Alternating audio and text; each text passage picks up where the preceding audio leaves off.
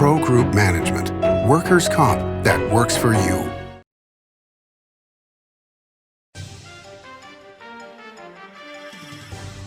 Welcome to Nevada Newsmakers. On the broadcast today, we're talking with State Senator Julia Ratti about the elections in Georgia and the upcoming Nevada legislative session. She's here for the whole show on an all-new Nevada Newsmakers. What do you count on? You count on your power every day. At NV Energy, we've always powered what's important to you, but we're not looking at the past.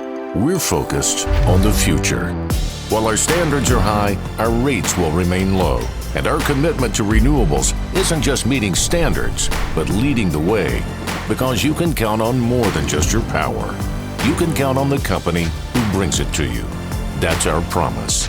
You can count on it. Retail's impact on Nevada's economy? Enormous. 8,600 businesses, large and small, employing 145,000 workers. And last fiscal year, retail paid tax on nearly $60 billion in sales. We're the Retail Association of Nevada. We support retail, we help it grow, and we mean business. RANNV.org. Pro Group Management specializes in providing industries with the necessary components to satisfy and exceed workers' comp requirements. Every business has unique needs and specific regulations. Pro Group Management stays ahead of the curve, providing up-to-date services to keep your industry in top form. Discover how we simplify your tasks, improve efficiency, and reduce expense to keep you moving in a positive direction. Pro Group Management, workers' comp that works for you. Truck drivers are some of the hardest working people you'll meet, delivering over 70% of America's freight and 92% of Nevada's. When there's a natural disaster, they're delivering critical supplies to help those communities recover and rebuild. Every sector of the economy and our nation's military rely on truck drivers. So let's take a moment to say thank you. On the open road or city streets, our truck drivers are rolling to make our economy and our nation stronger. Trucking moves America forward. This is Nevada Newsmakers with host Sam Shad, a no-holds-barred political forum. Now, from the Nevada Newsmakers broadcast headquarters, here is Sam Shad. And back on Nevada Newsmakers, we're always pleased to welcome back to the program State Senator Julia Ratti of District 13 in Sparks. Pleasure to have you back on the program. Thanks for having me, Sam. It's good to be here. So we're taping this on the morning of January 6th. And the Democrats have picked up one of the seats in Georgia already, the Senate seats. Obviously, by the time this program airs, we will likely know the result of what's happened in Georgia. But what are your thoughts at this moment? Well, I think if anybody's learned anything about elections, it's not wise to say anything until there's a mathematical impossibilty that we know the result, right? So I'm excited about how it's trending. Certainly, I think Reverend Warnock ran an amazing campaign. There was a good contrast there where people could see what he stood for versus what his opponent stood for. And I think that that's a good pickup for the U.S. Senate. I'm excited to see what he does for Americans in that seat. And then I'm, like everybody else, waiting to see what happens in that other seat. I think if we are fortunate enough to have Democrats take control of the Senate, that bodes well for some things that I care about, which is primarily the Nevada state budget and how it affects Nevadans. We're going into a legislative session here in a very short period of time. Finance committee starts in just a couple weeks, and we've been pushing for more help from the federal government for states and local governments, and we just haven't gotten there. And so my big hope is that if Democrats are able to take over the Senate, that we will see quicker action on a stimulus package that really does what it needs to do, which is stabilize state and local governments so that Nevadans don't lose any critical services that they rely on at this time when so many people are suffering. And I think it's been made fairly clear by a lot of politicians at this point that the package that was just passed, that was just under $1 trillion, which is a stunning number to say. I mean, every time I say $1 trillion, I'm shocked. But that's pretty much a down payment that within the first 3 months of the next legislative session in the Congress, that another package will be passed. Do you feel comfortable with that? So I feel more comfortable if we pick up that other seat. I mean, I think that there was an awful lot of folks on the Republican side who were sending a message that there may not be another stimulus package. And for me, and it's not just the state of Nevada, state legislatures across the nation are starting their sessions now, and they have to finalize their budgets, some of them as early as April, May. For us, it's May 31st of this year. We need action now. We can't wait until March, April, May for the Congress to make another decision on stimulus, because we have to finalize our own budgets. And at the state level, we don't get to take on debt. We have to balance that budget down to zero, or down to at least a 5% ending fund balance. So it's really important, not that we get action 3 months from now or 4 months from now, but that we all know going into our legislative sessions where we stand, and if we're going to get the help that we need to make sure that Nevadans have the assistance that they deserve. And I know that people have concerns about the amount of money, but there was really, really good analysis, bipartisan, or I should say maybe more nonpartisan analysis coming out of the last recession, that where stimulus missed the mark last time was not supporting state and local governments. And I know that at that time I was a city council member. We eliminated 30% of the city's staff. We rolled back all kinds of service levels, and those services have never recovered, which has a downstream effect on the economy. So this is not just a plea for more help for low-income families or more help to make sure that people's health needs can be taken care of. That's important. It's also an economic plea that when we cut those programs, it takes decades to recover, and they have an economic trickle-down effect as well. You bring up a very interesting point to me, which is that, having followed politics and finance for decades, I was always under the impression that, we pile up debt, it's going to be paid for by our children and grandchildren and great-grandchildren. And yet, in this current situation, economists on both sides, those that are in favor of borrowing money and those that are normally against borrowing money, are saying at zero interest rates, it doesn't matter. You're never going to pay the bulk of a debt back. You're only going to pay the interest, and if interest rates are zero, then borrow the money. And the Fed is pushing and saying, whatever stimulus you need, we're standing by to deliver it. Where do you think this is going? Absolutely. I mean, we all learn in our personal finance classes when we're, going through our own lives about deciding if we can buy a house or if we should take out credit card debt, that there's good debt and there's bad debt. And in this case, this is very, very good debt. We have historically low interest rates. I mean, interest that is just nobody, and I think, I don't know about you, but I've refinanced my home because the interest rates were so low that debt is manageable. And yes, I took on debt for 30 years, but that is at an amount that is manageable. It's the exact same situation for the federal government. And the problem is you need the economy's engine to be pumping to be able to pay back that debt. And so if you allow for a level of cuts and slowdown and people losing their jobs, and when we're talking about making budget cuts at the state level, we're talking about teachers and social workers and law enforcement officers and administrative assistants and janitors and landscapers and all of the employees, that people who work at the jails, all the employees who are necessary to keep the infrastructure of our state and our cities and our local governments going. We need that infrastructure, not just because we need to provide those services, but those are also Nevadans who have jobs, who go to stores, who buy services from other Nevadans, who keep restaurants open, who keep all of the other businesses in business. The government sector is a significant employer. And so that good debt is a good investment now to keep the services flowing, but also to keep those employees employed so that we can climb out of this and have some hope of actually being able to pay back debt moving into the future. Were you surprised during the election that despite the Republicans not pushing for another round of stimulus prior to the election, that did not hurt them in the election cycle, that the numbers were phenomenal on both sides? Obviously, on the presidential side, the Democrats came out very strongly, but in terms of the Congress, the House and Senate, Democrats lost ground. Was that a surprise to you? I would say that nothing surprises me anymore. Okay, that's fair enough.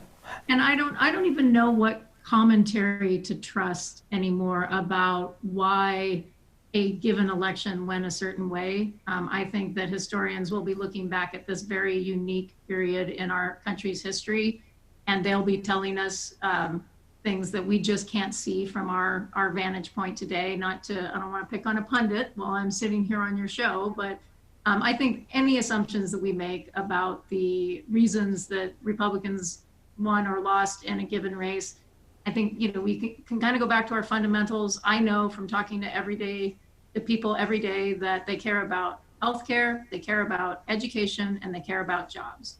I can say that it's a very, very small fraction of the people that I talk to who talk to me about debt.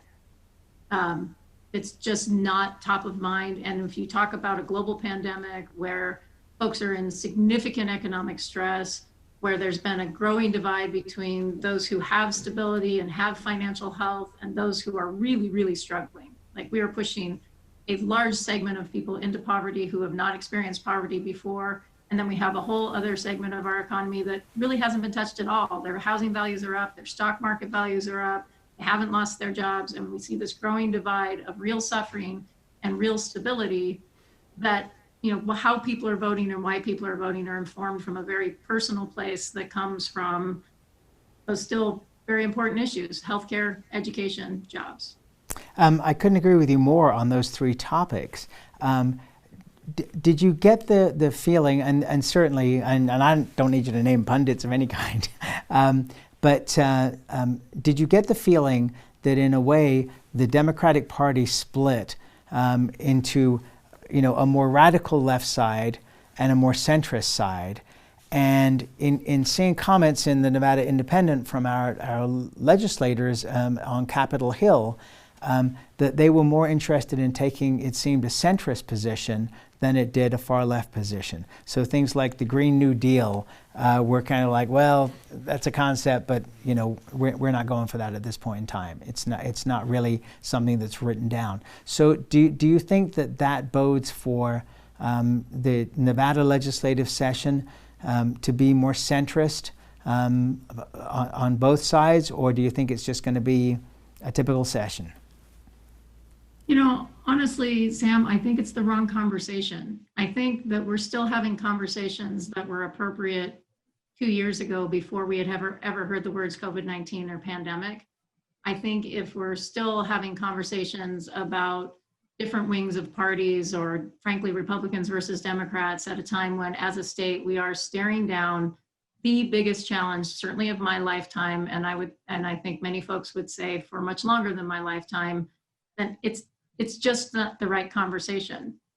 To try to answer the question, Democrats have always been a big tent. We've always had lots of diverse voices. We've always had folks from one end of the spectrum to the other end of the spectrum. I think what's very wonderful about this time that we're living in is that we're seeing whole segments of society who are lifting up their voices, and maybe there were voices we hadn't heard before because those voices were suppressed. It didn't mean that part of the party wasn't there.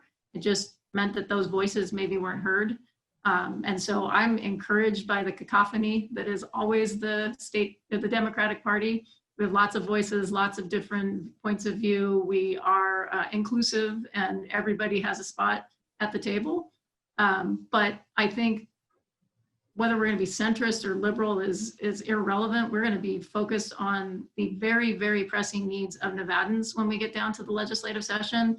And I think I hope you will see not only people who have different views within our own party, but people who have views across the political spectrum rolling up their sleeves and getting to work for Nevadans, because that's what this state deserves right now. I know that I have tremendous faith in Majority Leader Cannizzaro in the state Senate, that's the kind of session that she wants to see. All right, let's take a break. More with State Senator Julia Ratti after this timeout. Your good times are at Tamarack Casino. All new DC Cafe and Bar, serving breakfast, lunch, and dinner. Your good times at Tamarack. Your good times are at Tamarack Casino. Because of UMC, there's a wide open road ahead of me. Because of UMC, she can grow up with her twin sister. Because of UMC, I'm here to help you. UMC, the highest level of care in Nevada. Hi, I'm Eric Robnett, owner of Home Energy Experts. Has this ever happened to you? Honey, did you remember to turn down the thermostat? Forgetting to set the temperature? Not fun. We can help. Our new smart thermostat keeps the temperature set for your comfort all by itself. I'm feeling hot now. To increase your comfort, go to homeenergyexperts.com for details. That's homeenergyexperts.com. The signs and symptoms of cataracts can start out small with subtle changes in your vision. So don't wait. Be proactive and take your vision into your own hands. If you're experiencing the onset of cataracts or just have questions, contact your eye care professional or call Eye Care Associates of Nevada today. Dr. Hiss has years of experience specializing in the surgical correction of eye disorders and has completed over 84,000 vision correcting procedures. At Eye Care Associates of Nevada, we'll change the way you look at the world. Your good times are at Tamarack Casino. All new DC Cafe and Bar, serving breakfast, lunch, and dinner. Your good times at Tamarack. Your good times are at Tamarack Casino. This is Nevada Newsmakers. And back on Nevada Newsmakers, we continue our conversation with State Senator Julia Ratti of District 13 in Sparks. So one of the biggest concerns that's been raised on this program since the special sessions was the inability for the public and lobbyists to be able to talk to the legislators. And meetings at 1 o'clock in the morning where votes were being taken. Are we going to see a different kind of session in the regular session? When I spoke to State Senator Cancella, she said that's why they call it a special session, and suggesting that we'll be back to regular business. Is that your feeling too?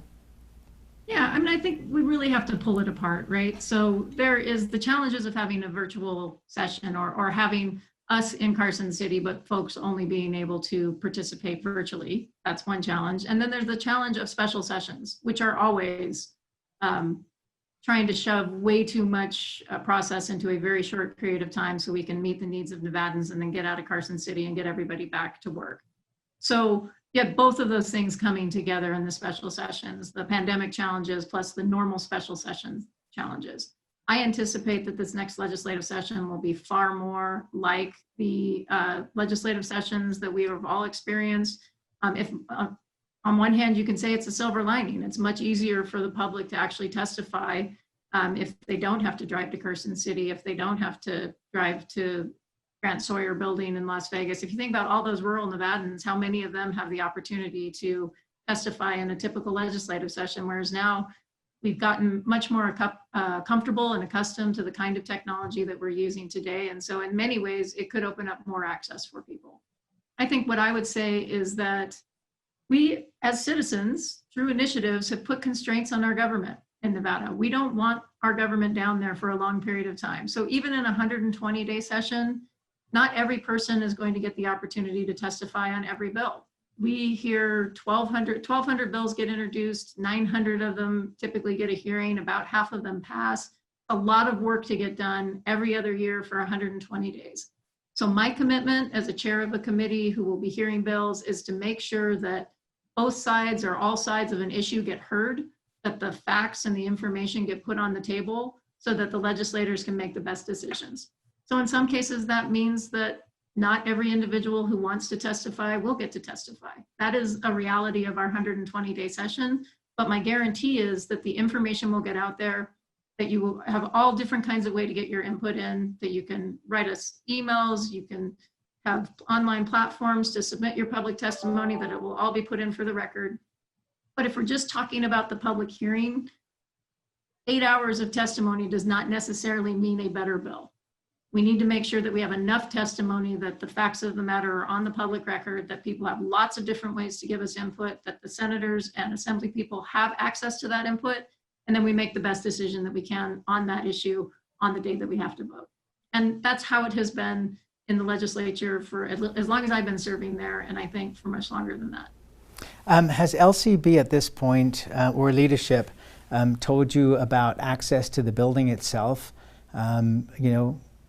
No, there's been no public announcement, and I don't anticipate one, because the truth of the matter is we're in the same place that we were going into the special session, and frankly where we have been since March of 2020 when this pandemic first hit.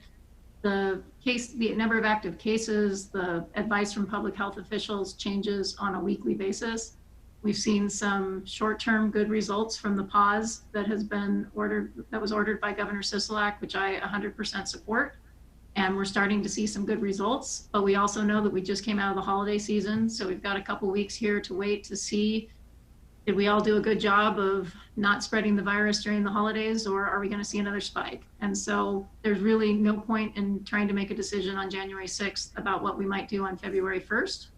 My sincere hope is that Nevadans rally together, that we all wear our masks, that we do our 6-foot social distancing, that we wait until we get the vaccine to really change the way that we're approaching this pandemic. And so that by midway through the session, perhaps we can return more to something that is normal. But I wouldn't expect to hear anything about how the legislature will function until much closer to the date, because the facts will change.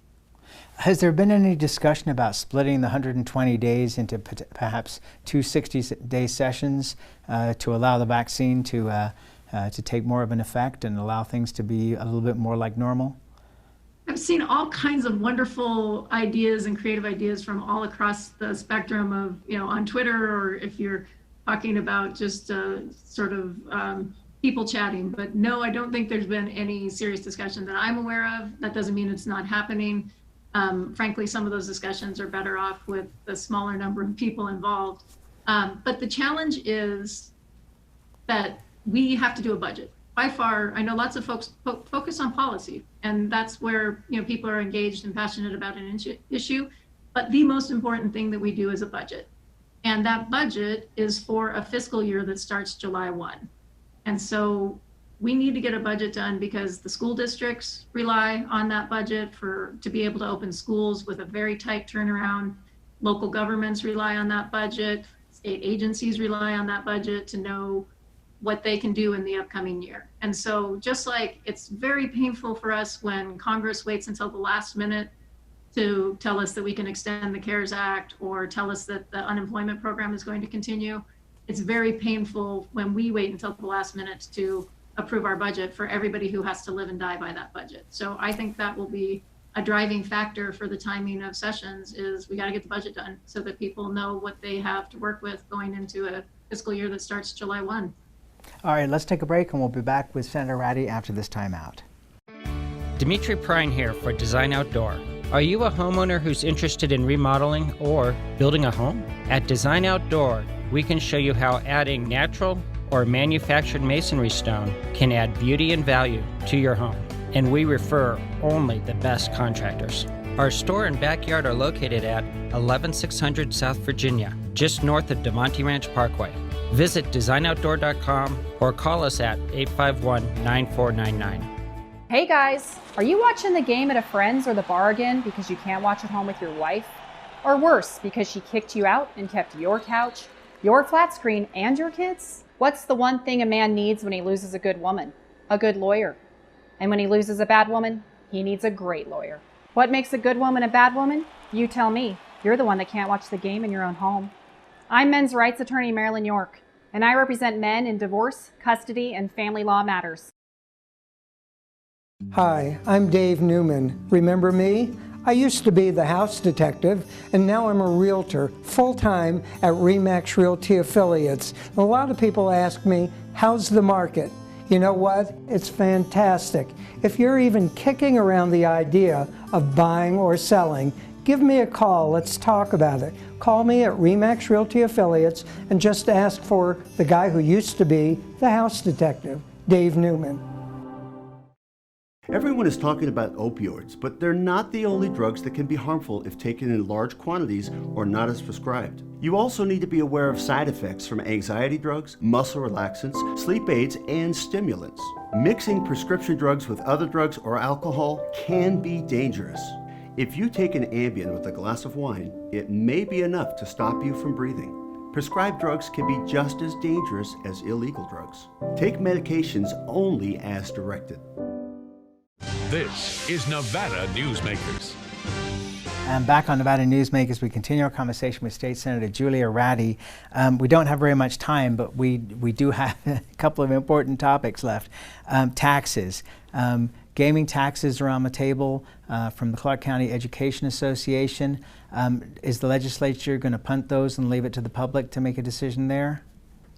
I'm just one legislator, and there are 62 others that are going to need to chime in on that decision. So I really don't have a forecast for that. I think that we need to hear the issues and deliberate as a deliberative body and see where we go. I'm not trying to punt. I just don't know what the legislature is going to do. Okay, but for you personally, are you in favor of those taxes being raised? So I think, Sam, I've spent a lot of time trying to reform the property tax system because I think it's broken, and that's where we need to do some work. I'm not a huge fan of raising sales taxes. They're regressive. They are hardest on the lowest income earning Nevadans. So it's not my favorite tax, but I'm open to the conversation. And the mining taxes proposal. Are you talking about the ones that came out of the special session? Yes. Yeah, those happen very quickly. We need to do the deliberation. I still need to learn a lot more about all three myself. All right, and that's where we've got to leave it. Thank you so much for taking the time. I really appreciate it, and hopefully we'll see you in Carson City. I enjoyed it, Sam. Thanks so much, and everybody have a safe and happy 2021. Thank you very much indeed, and the same to you, and we'll be right back. Brian Culpa Photography was born in the rolling hills of Massachusetts, and now he can help you experience the stunning beauty of Nevada in a whole new way through the power of flight. Flying has always been a passion for Brian, and at Brian Culpa Photography, he can make your imagination soar. Brian has the creative mind and tools to tell your unique story. Experience the bird's eye view at brianculpaphotography.com.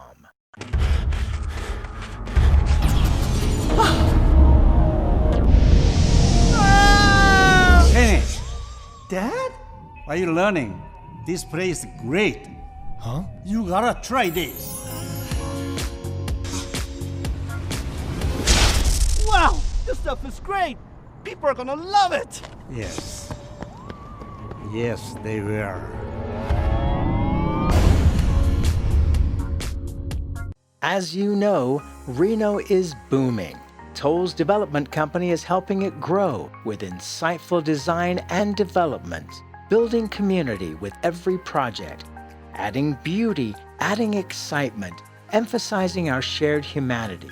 Reno is becoming bigger. Toll's development is helping it become better, more livable, more enjoyable. To learn more, go to tollsdevelopment.com. tollsdevelopment.com.